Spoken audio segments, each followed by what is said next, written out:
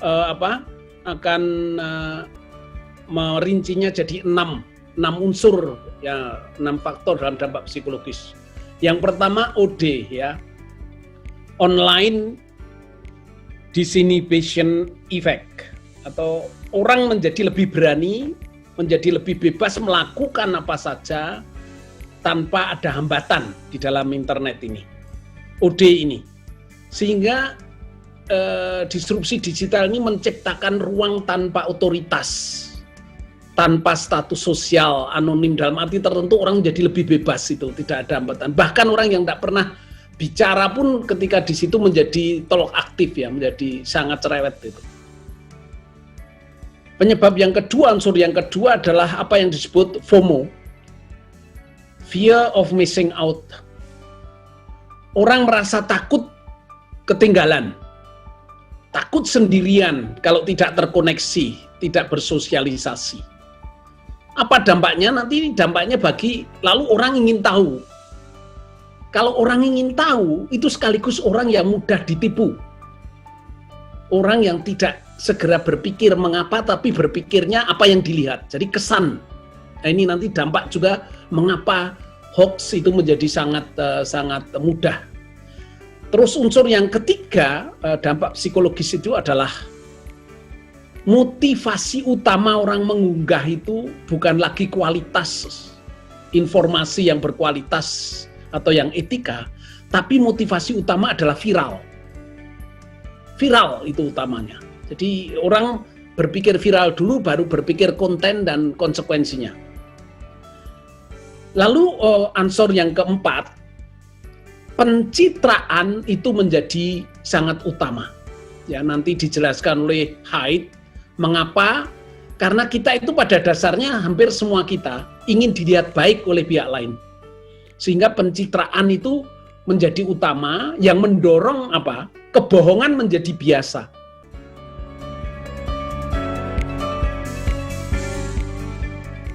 Jadi jangan mengatakan kalau pendidikannya tinggi tidak akan kena hoax. Siapa bilang? Ya, kalau dia sudah punya ideologi, keyakinan tertentu, maka dia akan dengan mudah menelan itu karena memperteguh idenya.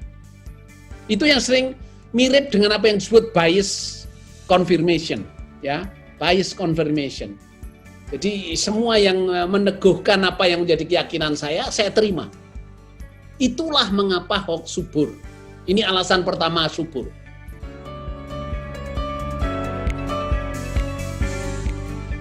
Pertama yang tadi sudah saya katakan, pendidikan media literasi salah satunya, ya. Nah, memang tidak ada yang langsung resep cespleng yang monumental, yang sensasional melawan itu tidak mudah karena ini sudah menjadi istilahnya yang tadi saya jelaskan di awal tadi, yang dampak psikologis dari disrupsi digital itu, gegar budaya macam itu yang harus ditangani juga. Maka titik tolaknya kita harus mulai satu, media literasi, digital literasi itu. Lalu yang kedua pendidikan kritis, ya. Kalau saya menganjurkan latihan-latihan yang disebut critical discourse analysis, analisa wacana kritis. Itu sangat menarik. Tadi kan sudah saya katakan ya Pak ya. Bahwa tidak pandang bulu siapa terdidik atau tidak, orang itu sebetulnya awalnya malas berpikir, sehingga hanya berpikir apa yang kita lihat, apa yang kita lihat. Pertama-tama itu apa yang kita lihat, apa yang kita dengar, itu yang membuat malas. Udah hoax mantul. Kita malas berpikir mengapa, bertanya mengapa.